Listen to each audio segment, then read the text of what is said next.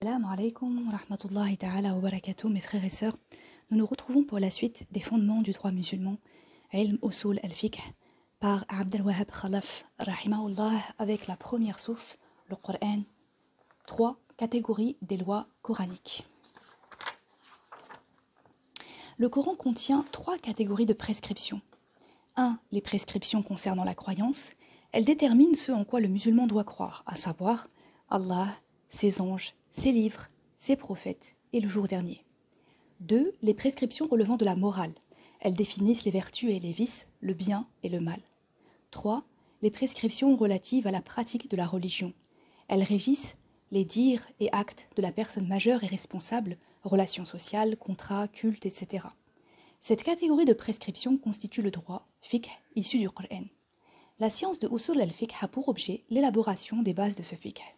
Les prescriptions ou lois pratiques du Coran se répartissent en 2 sous-catégories, celles relatives au culte, à ibadat, et celles relatives aux transactions sociales, mu'amalat. Les prescriptions des ibadat organisent le culte, c'est-à-dire la prière, le jeûne, l'aumône légale, le pèlerinage, les vœux et les serments, bref, tous les actes pieux qui concernent la relation de l'homme avec Allah. Les prescriptions des mu'amalat régissent la vie sociale dans tous ses domaines relationnels, contractuels, juridiques, etc. Elles codifient les relations des individus et des groupes. Selon la terminologie religieuse, les mu'amalat recouvrent tous les actes et dires de la personne majeure et responsable, sauf ceux qui font partie du culte. Dans l'usage moderne, ce terme recouvre les domaines du droit suivants. 1. Le statut personnel, l'ensemble des lois concernant la famille dès sa constitution, à savoir les relations conjugales et familiales. Le nombre de versets coraniques se rapportant à ce sujet est de 70 environ.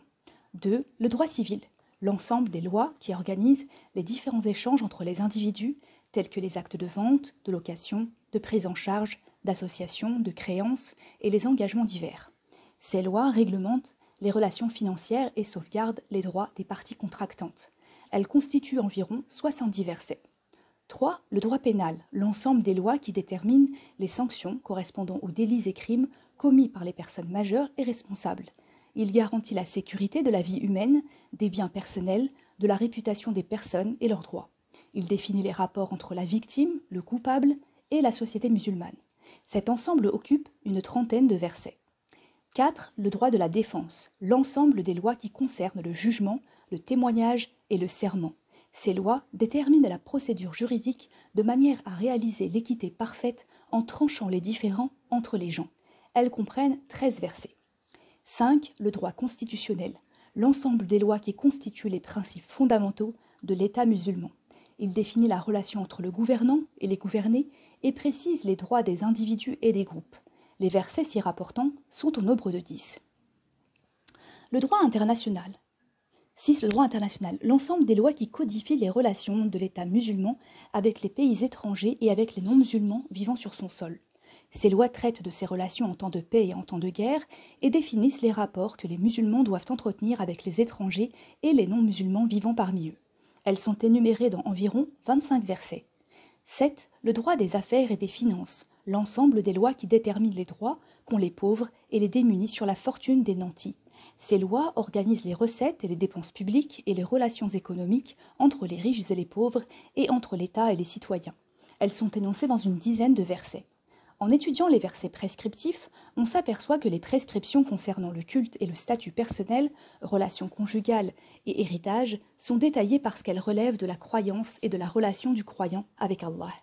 Elles appartiennent au spirituel plus qu'au rationnel et restent de ce fait immuables malgré les changements d'époque et de société. Quant aux prescriptions relatives aux droits civils, pénal, constitutionnel, international et économique, elles consistent en des principes généraux et des règles de base. Rares sont dans le Coran les lois détaillées. On en déduit qu'elles se modifient en fonction de l'évolution de la société et selon l'intérêt public. Le Coran fournit donc une plateforme juridique et laisse aux dirigeants musulmans le soin d'élaborer les lois correspondant à leur époque et à l'intérêt général de leur société. En accomplissant cela, ils doivent respecter l'esprit des lois coraniques et ne pas contredire une prescription précisée dans le Coran. Dans la prochaine vidéo, nous verrons, Inch'Allah, la 4e partie, les versets indiscutables et les versets conjecturaux, Inch'Allah. Wassalamu alaikum wa rahmatullahi ta'ala wa barakatuh.